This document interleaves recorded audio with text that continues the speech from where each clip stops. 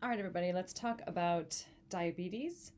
So, good gut check from your knowledge of pathophys. Can you explain what diabetes is? So, it's an overarching group of metabolic diseases that are all characterized by an increase in blood glucose. They're caused from secondary defects in insulin secretion and or an inability to use insulin effectively. So, why is diabetes bad? The disease itself only gives you increased blood glucose, but that's not really the problem. The big problem is the long-term effects of that circulating high blood glucose and the correlated increased risk of vascular disease. And when patients with diabetes have vascular disease, this manifests itself as coronary artery disease, peripheral arterial disease, stroke or cerebral vascular disease. They have increased risk of neuropathies, a lot of nerve damage because of that high blood glucose.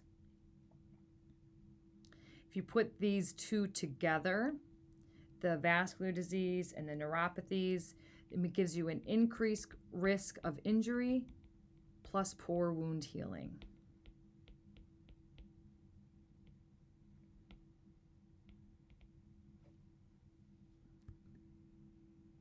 These long-term complications, from vascular disease to nerve problems, are preventable if patients maintain glycemic control.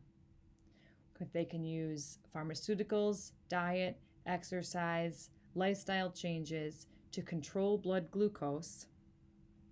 They can prevent the long-term complications of diabetes. So diabetes is a big umbrella term. Within that umbrella, the two most common, type 1 diabetes accounts for about 10%. This is the autoimmune destruction of beta cells of the pancreas. Type 2 diabetes is the bulk of the diabetic population in this country. The cause is unknown, but some combination of genetics, lifestyle, and body composition with a huge correlation between central fat and diabetes. The other subcategory, or another one that falls under the umbrella that is more common, is gestational diabetes, and that's pregnancy-induced diabetes. How it gets diagnosed is based on blood glucose findings. Hemoglobin A1C is a measurement of the percent of glycosylated hemoglobin. So that is an indicator of about a 3-month average of blood glucose. And hemoglobin A1C should be less than 5.7. And you can see that once it gets greater than or equal to 6.5%, that's diabetes. You can also base your diagnosis on fasting plasma glucose as well as some casual glucose measurements. So there's just a little space in your notes to talk about hemoglobin A1C because this is such a common measurement, and I wanted to be sure you kind of appreciated the difference between blood glucose and hemoglobin A1C. When the red blood cells are exposed to glucose for a prolonged period of time, glucose irreversibly binds to hemoglobin, and that's what forms glycated hemoglobin. So then the reason that it's a 3-month average is that your red blood cells live about 120 days in your blood. So when they measure the amount of glycated hemoglobin or hemoglobin A1C, that gives an estimate of blood glucose over those 2 to 3 months. Why that's beneficial is because it takes away some of the variability, the day-to-day variability of the single snapshot that you get with the plasma glucose measurements. So when someone has been diagnosed with diabetes, the primary goal is to achieve glycemic control, to use pharmacology, exercise, diet, to keep blood glucose as close to the normal range as possible. Because that list that we came at the beginning, all the vascular disease, the neuropathies, the poor wound healing, is a result of prolonged exposure to high blood glucose. So while they have a disease that causes blood glucose to be poorly regulated, the goal is to use medical interventions, lifestyle interventions to control it as best as possible given the circumstances. So exercise and diabetes is jelly to peanut butter. They just go together. So we talk about it all the time because of the beneficial effects of exercise on diabetes. I have heard endocrinologists claim that if you catch it early enough, exercise could be a cure to type 2 diabetes. So let's explore prescribing exercise to patients with diabetes. The first thing to remember is that a patient with diabetes who exercise gets the overall fitness benefits of exercise. They can raise HDLs, they can lower triglyceride, lower blood pressure if it is elevated, and maintain an optimal weight. If you're thinking about how most of the problems related to the chronic long-term problems of diabetes are related to vascular disease, and we think about the pathophys of atherosclerosis, if one of the primary causes of that endothelial damage, the first step of atherosclerosis, is elevated blood glucose, it increases the risk of vascular disease. But what else is out there, right? High triglycerides, high blood pressure, the inflammation that comes with obesity, the high LDLs, that would be the counter to the HDL.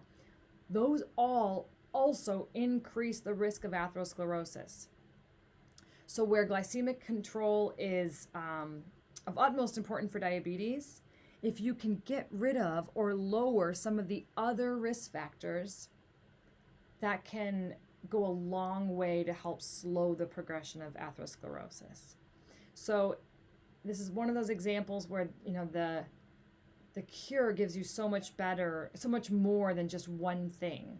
We can use exercise to control blood glucose and at the same time lower risks for so many other things. So this section of your notes is called Exercise as Medicine. And exercise can be used as a primary treatment for hyperglycemia.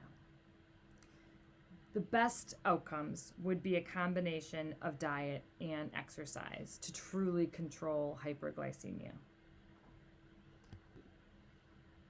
So let's just dive into the details of this for a second, of how exercise helps to control blood glucose. The first has to do with those GLUT4 transporters. The GLUT4 transporters that live in the cytosol, but can translocate into the membrane to allow increased uptake of glucose. We've obviously talked about the cellular signals required to move the GLUT4, and we have talked about insulin receptors, that when blood glucose is elevated, you increase the release of insulin, and when insulin binds to the insulin receptor, GLUT4 gets moved to the membrane. That is one mechanism by which we can translocate GLUT4 into the membrane. But exercise or muscle contraction increases the GLUT4 translocation into the membrane. So an acute response to exercise is to move GLUT4 to the membrane. Now this is huge because this disease has problems with either an inadequate amount of insulin or a poor response to insulin. A lot of the pathophys of diabetes is over here in the insulin side of things. Exercise is a completely independent mechanism to transport GLUT4 membrane GLUT4 transporters to the membrane to allow uptake of glucose.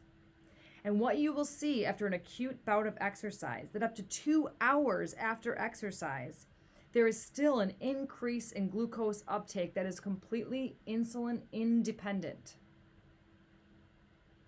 So when we talk about exercise as medicine, exercise is an independent mechanism by which we can get GLUT4 transporters to the membrane. But it goes even further than that. In response to training, the repeated application of skeletal muscle contraction, you will actually build more GLUT4 transporters. In response to training, we see an increase in the number of GLUT4 transporters. So 2 common questions I get on this slide a lot of the times if we were in person is, if they have diabetes, does this still work? Does this GLUT4 to the membrane still work at all if they have diabetes? And it does. The mechanisms that cause glucose uptake are distinct and independent. You can get blood glucose uptake into working muscles even when they have abnormal responses to insulin, like when they're insulin insensitive. The other question I often get is, what type of exercise does this? Both aerobic and resistance exercise will trigger GLUT4 translocation because it has to do with the response to the contraction. So this is huge. We are talking about patients who chronically have too much glucose in their blood, and the system the hormonal system that allows them to take that glucose up is not working for one reason or another. And here is a completely separate and independent pathway that can both move transporters to the membrane acutely and grow more transporters over time to be even better at taking glucose up and getting it out of the blood. Another thing that happens with training is you can make cells more sensitive to insulin. So this picture on the slide is meant to show what we mean by insulin resistant, if you remember. So the effect of insulin in a skeletal muscle cell is to allow glucose uptake. When a cell is sensitive to insulin, let's say 1 molecule of insulin can cause the translocation of a GLUT4 transporter. When a cell is resistant to insulin, it can still do it. It can still get the GLUT4 transport to the membrane, but instead of just 1 insulin molecule, now it needs 5. It needs a much greater stimulus, or signal maybe is a better word. It needs a much greater signal coming from outside of the cell to cause the same effect. That's an insulin-resistant cell. In response to exercise, we see an increase in insulin sensitivity. In fact, a single bout of exercise will increase insulin sensitivity for up to 16 hours, and that has been shown in healthy patients and patients with diabetes.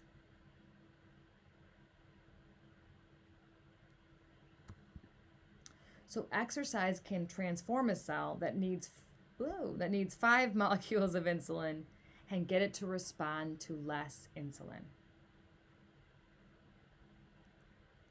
Finally, when you exercise, you increase blood flow to the muscles. That one we've already covered, right? The huge increase in cardiac output, the local vasodilation allows a much greater percentage of your blood volume to be delivered to skeletal muscle. That means that you will have improved insulin delivery to skeletal muscle as well. You will have a better overall kind of spread of the insulin to the parts of the body that can help you take glucose out of the blood. So exercise is medicine for a patient with diabetes, but this is important to keep in mind for any patient who is at risk of hyperglycemia. Inactivity and bed rest cause a drop in insulin sensitivity. So patients who are even in bed for 3 days show a drop in insulin sensitivity in skeletal muscles. We see insulin insensitivity after 24 hours in a cast. So this is important to keep in mind for patients who have diabetes, but it's important to remember the benefits of physical exercise for those individuals who are at risk of developing hyperglycemia. So in order to prescribe exercise to a patient with diabetes, you want to be very careful about taking a detailed history. It is very likely that there will be a lot of comorbidities in this patient population. So asking questions and screening for heart disease. Do they have known coronary artery disease? If they've had any kind of diagnostic tests done, ask for the results of those tests. Ask them if they've had ischemic episodes. Have you ever had chest pain or nausea or fatigue or shortness of breath when you do physical activity? When you're doing activity, if you ever observe signs of ischemia, you want to identify that ischemic threshold and document exactly where they were, RPE, heart rate, blood pressure, when they had the ischemic episode. Screen for peripheral vascular disease. These two are on the top because vascular disease is so common. If you have atherosclerosis somewhere, it is likely you have atherosclerosis in multiple places. So if they have evidence of peripheral vascular disease, they are at risk for coronary artery disease, cerebral vascular disease. Retinopathy is so common in this patient population, you want to ask about their vision. We'll talk about vision changes during exercise as a negative finding. Nephropathy would be present in someone who has a more advanced vascular disease. Test for peripheral neuropathy. Autonomic neuropathy is super common, and the autonomic nervous system affects the cardiovascular response to exercise. Because the sympathetic nervous system is what drives the cardiovascular response, if they have autonomic neuropathy, they might have very unusual responses to exercise. So it's an important thing to find out if they've already been diagnosed with. Let's look at the ACSM's fit recommendations for individuals with diabetes. And keep in mind, this exercise recommendation has two goals. One, general health and fitness, specifically cardiovascular health. The same reason that you and I should exercise is true for diabetes, kind of with an asterisk, because they have a higher risk profile for cardiovascular disease, so it's probably even more important. Second goal is glucose regulation. So when you're prescribing the exercise, you want to keep these two things in mind: cardiovascular health, which hopefully we've been hitting over the head this semester, and glucose regulation.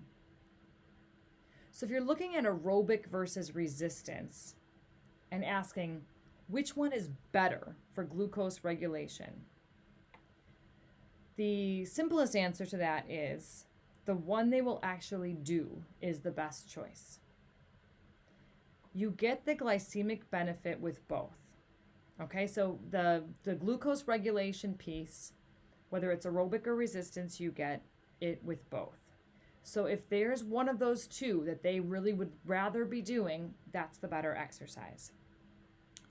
Both are safe if there are no contraindications, which we will talk about. If you had to pick, a combination is the best. Resistance training can increase muscle mass, which means you have more places for the glucose to go. When you add in the aerobic component, when you do both, the studies show that when you do the combo, you're more likely to have a higher total number of minutes per week that you exercise. Probably for the most obvious reason that when there's variety, you're more likely to do more. You know, if you've already lifted weights, then you're done. But if you add a little run at the end, those are just clocked minutes. There's one little caveat that I want to put in there, and that really focuses on the frequency, especially with aerobic exercise. So we said in response to aerobic exercise, you can increase sensitivity. By that I mean insulin sensitivity for 16 hours. Some studies show 24 hours. But it's not going to last longer than 72 hours. So it's a transient improvement on insulin action. So to use exercise as medicine to help control insulin sensitivity, you don't want more than 2 consecutive days to go between exercise bouts.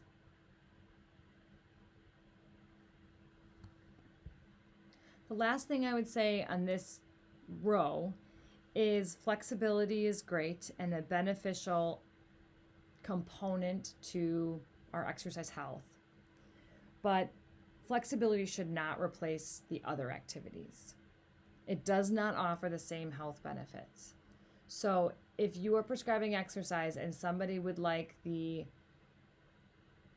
minimal amount of time, you don't want to take up minutes with flexibility. And I mean, depending on, their overall musculoskeletal state. But in general, for the purposes of the goals being cardiovascular health and glucose regulation, flexibility doesn't offer those benefits. All right, let's take a look at intensity. When selecting exercise intensity, with your goal being glucose regulation, the higher the intensity, the better. Because as exercise intensity increases, you have a greater reliance on carbohydrates, and your body is going to take up and use carbohydrates as a more dominant energy form. I just want to take a minute to kind of put these two concepts side by side. And that is blood glucose handling in a normal healthy compared to someone with diabetes. So in a normal healthy individual who starts exercising, you increase peripheral blood glucose uptake. So you increase peripheral blood glucose uptake, right? You take it out of the blood to use it to make ATP in the cell. At the same time, you stimulate hepatic glucose production. Okay, so during exercise, when the peripheral muscles, especially at higher intensities, start contracting and using up glucose, they take it out of the blood, but it's replaced with the hepatic glucose production. So outside of exhaustive exercise, a healthy person should see no change in plasma glucose during exercise. It would be abnormal to see glucose plummet and become hypoglycemic after exercise. In a diabetic who has elevated blood glucose, in response to exercise, you see increased peripheral blood glucose uptake. That's the same between the two because there's an independent mechanism that moves the GLUT4 transporter to the membrane, and that is the muscle contraction. So at the top, it's the same. Both people will have contracting muscles that will increase glucose uptake. In a diabetic, however, there is less hepatic glucose production to replace that uptake. So there's less production than uptake, which means that the diabetic, in response to exercise, will have a drop in plasma glucose, which is the goal, maintaining the glycemic index using exercise to take it up. I just wanted to take a minute to walk through those two, because if we spend too much time really only talking about glucose handling through the lens of the diabetic patient, you could walk away and think, oh, we must just suck all the glucose out of our blood during exercise and have to replenish it later. In a healthy individual, hepatic glucose production can match peripheral use, and you would not expect to see a change in plasma glucose. So if given the choice, based on what the patient can tolerate, the higher the exercise intensity, the better glucose regulation. It's also better for cardiorespiratory fitness You need to be very careful to make sure that they don't have contraindications that might complicate their response to exercise. But this is a very effective tool to manipulate intensity to maximize carbohydrate use. This is the reason that high intensity interval training has become really popular lately. So high intensity interval training, if you're not familiar, is seconds to minutes of very intense activity with interspersed recovery periods.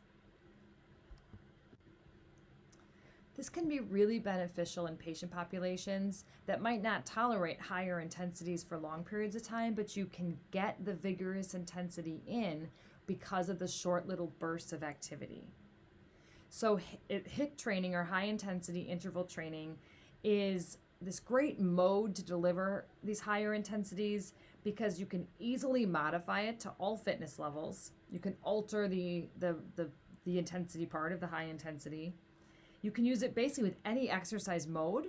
You can do, across the board. You can get really creative with this. And you get similar fitness benefits that you see with continuous endurance exercise, but requiring less total time. Whenever you increase the intensity, you require less time to get the same benefit. So this is also very popular in our busy lives that we live in, because you can get similar fitness benefits to continuous endurance activities with less time. Right now, when you are prescribing exercise to a diabetic, the ADA recommends a 12-lead EKG prior to starting HIIT training. So keep it in mind that the intensity does increase some risk. And there is evidence that there's increased risk of cardiovascular events, but those studies were done in continuous vigorous exercise. It is relatively untested in high intensity interval training, so the ADA is relying on a little bit being conservative with getting people screened before high intensity interval training. One other thing to note about these higher intensities is there's some evidence that there's an increased risk of post-exercise hyperglycemia for about 1 to 2 hours after the exercise. This has been found more often if the exercise is sustained for 12 minutes or more, so that might not be as true for high intensity interval training. The mechanism is this really high catecholamines are stimulating glucose production. So kind of have that in the back of your head to be kind of screening patients before to make sure that they're cleared, and monitoring patients after, having them self-monitor after to make sure they tolerated the exercise well. At the very bottom of your notes, there's this little note about resistance exercise, and your notes say, perform resistance training prior to aerobic training to reduce the risk of hypoglycemia in individuals with type 1 diabetes. So the reason this is a type 1 diabetic has an absolute lack of insulin. So they take exogenous insulin. Insulin causes glucose uptake, and exercise causes glucose uptake. So when a type 1 diabetic exercises, they're at risk of inducing hypoglycemia. And the drop in blood glucose is more dramatic with aerobic exercise because of the high glucose consumption. Studies have found that if you do bouts of anaerobic exercise just prior to beginning aerobic exercise, it actually reduces the risk of hypoglycemia. So like a few sprints could be done, but commonly in these studies is strength training just before aerobic. The logic here is that if you do the anaerobic first, that gives you the time to start the lipid metabolism, right? Because the breakdown of fat takes more time. So if you do this anaerobic activity and get your body kind of warmed up and rolling, then when you start the aerobic activity, you will have a greater reliance on lipids for that metabolism and thus limit the hypoglycemia. So just kind of be really strategic and thoughtful about prescribing exercise in these patient populations for them to be successful, to avoid adverse outcomes, and to be as safe as possible. So on the top of your next page, your notes, we've already hit this, but higher intensity is preferred. At higher intensities, you get the extra benefit for muscle strength. You get an improved on insulin action and improved blood glucose control. So if they can tolerate, higher intensity is better. Although there is data to support that moderate intensity can be equally beneficial if the person had been previously sedentary. So something to keep in mind. So for strength training, we do want to make sure patients do not have any contraindications to strength training. The first being uncontrolled hypertension. So why is this a contraindication to strength training specifically and not just exercise generally? Because when we strength train, we see kind of that normal elevation in the heart rate response, but an exaggerated increase in blood pressure. Because resistance training causes increased activation of those metaboreceptors that trap the metabolites in the muscle during that big contraction, and they build up, and you see this much greater blood pressure response. So if somebody is already having high blood pressure, resistance training is contraindicated. The other really big one is if they have retinopathy.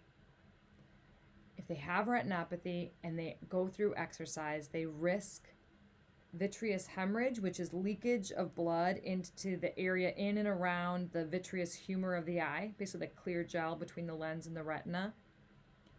And they risk potential retina detachment. Retina detachment is when the retina pulls away from the blood vessels. If the retina is separated from the blood vessels, it has been separated from its oxygen and its nutrients. And this is a medical emergency. So signs and symptoms of retinal detachment, it is not painful. So it would not expect pain. Sudden appearance of floaters or debris in their vision, sudden flashes of light, a shadow or a curtain that falls over their visual field are signs of a retinal detachment and a medical emergency. So if they have a retinopathy, you have to be so cautious with the eyes. And vigorous aerobic exercise and all resistance training is contraindicated. Jumping, jarring, head down activities are contraindicated, and you want to really carefully avoid the Valsalva maneuver because of the spikes in pressure. In general, when prescribing exercise with patients with diabetes, you want to be very cautious about how you progress these patients.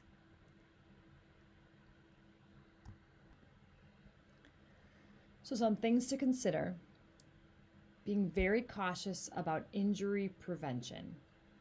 Individuals with diabetes often have more limited joint mobility. The reason for this is the high glucose causes glycation of collagen that can really affect their joints and their joint mobility. So if you start training with a moderate intensity and then increase weight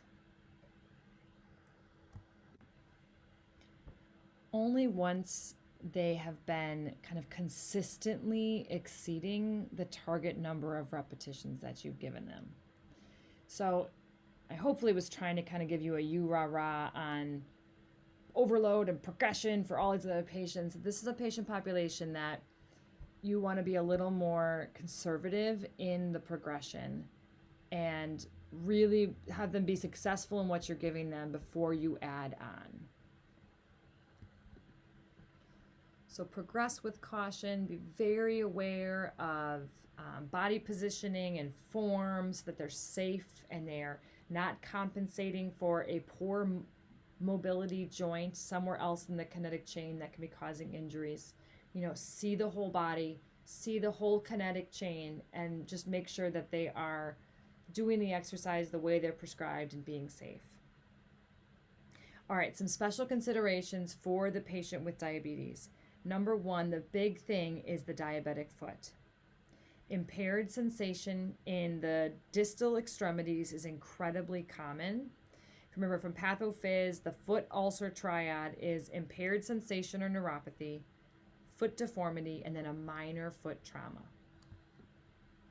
Hopefully, on your evaluation, you assessed their sensation in their feet, but absolutely before they start exercise, you should be checking their feet. Look for evidence of inappropriate shoe fitting, evidence of strain, blisters, redness on the foot. Talk to patients about preventing blisters, especially if they're beginning an exercise program, keeping feet dry, using different kind of insoles in the foot, really good quality socks, just keeping it in their mind the importance of the feet. So while you should examine their feet every day they come to therapy, patients should be examining their own feet daily. There should be a foot check. If they have an unhealed foot ulcer, you're going to want to avoid weight-bearing activities and aquatic activities until that ulcer is healed. For patients who have nephropathy, which is evidence of a more severe disease, exercise is still safe. When somebody has kidney disease and they begin to exercise, it does not speed up the disease. It doesn't make things worse faster.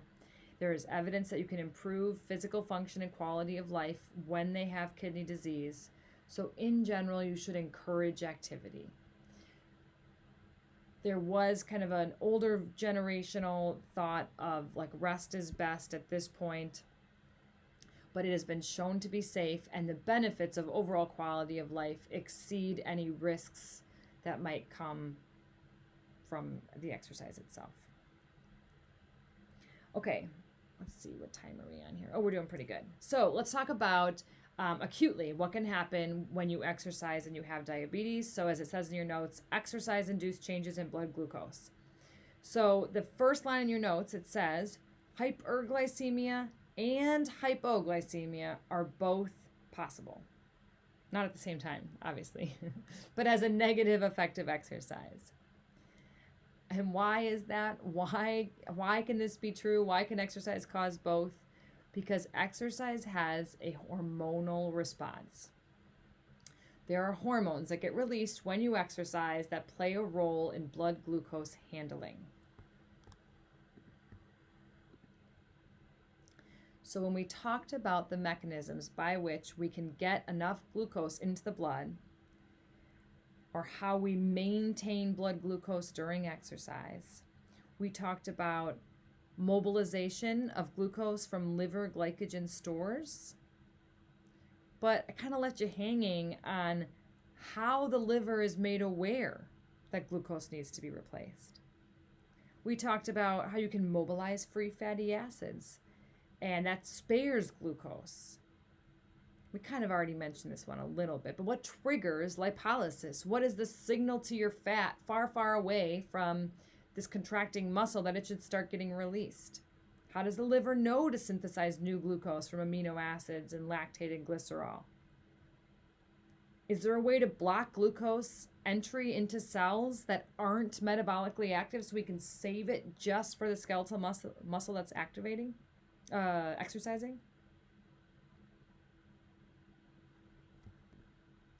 And the answer is hormones. Hormones circulating the body get released during exercise that can communicate these signals to the different areas of the body and help regulate plasma glucose levels. So which hormones increase in response to exercise? So we're going to just list them here first, and then we're going to go through some of the details. So in response to exercise, we can see effects on growth hormone, which makes sense because our body is going to be wanting to adapt to the stimulus. Epinephrine is a big one, the primary hormone of the sympathetic nervous system. We can see increases in glucagon, a hormone that will help us get that glucose out. We can see changes in thyroid hormone. That's that big revving hormone, increases metabolism. And we see increases in glucocorticoids. And the big one that I'm talking about there is cortisol. Does cortisol make you think of anything by any chance? Any word come to mind?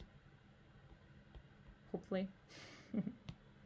All right, so these are hormones that increase, and we will talk about how in response to exercise, we also see a decrease in insulin. Let's first look at the catecholamine response to exercise. And this graph has time on the X, epinephrine on the Y, and then different exercise intensities in different colors. And you can see the amount of epinephrine is directly related to exercise intensity.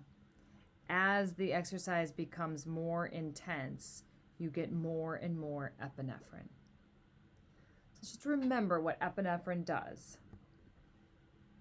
So it is released from the adrenal medulla. That's the little hat, right? That's on the kidney, the adrenal gland. The very center of it is the adrenal medulla that releases epinephrine. What is the signal that tells the adrenal medulla to release epinephrine? Well, there's actually direct neural innervation from the sympathetic nervous system. But another cause of the release of epinephrine is a drop in blood glucose. Blood glucose, see if I can spell that correctly. When there's a drop in blood glucose, the adrenal medulla would release epinephrine. So what is the action of epinephrine? Well, if we go to skeletal muscle, circulating epinephrine in skeletal muscle will stimulate glycogenolysis. Glycogenolysis, or the breakdown of glycogen. Epinephrine can go to the liver, and that hormone will stimulate glycogenolysis and gluconeogenesis, the production of new glucose. So as exercise intensity increases, you get more and more epinephrine in the blood. Epinephrine works to release glycogen and make new glucose, which matches that at higher exercise intensities you use more glucose. So how does epinephrine stimulate glycogenolysis in skeletal muscle and liver? Well, through the enzyme, right? Glycogen phosphorylase. The enzyme that starts breaking down the glycogen. All right, where else can we go? We can go to fat, right? We can go to adipose tissue. Epinephrine will tell the adipose tissue to start breaking down triglycerides. It'll stimulate lipolysis. How does it do that? By stimulating hormone-sensitive lipase, the enzyme that breaks down the triglyceride and frees the free fatty acid. I'm going to put one little star here. For epinephrine to do this job, it does need thyroid hormone. So thyroid hormone is required. So I'm just going to stick that on there. Little side note. All right, the last thing epinephrine does, and I'll give the generic all tissues, is it blocks glucose uptake.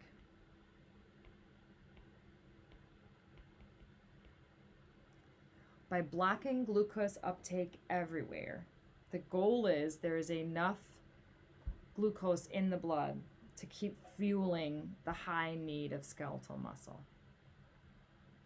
So epinephrine is released from the adrenal medulla and plays this key role in regulating which of our macronutrients we use.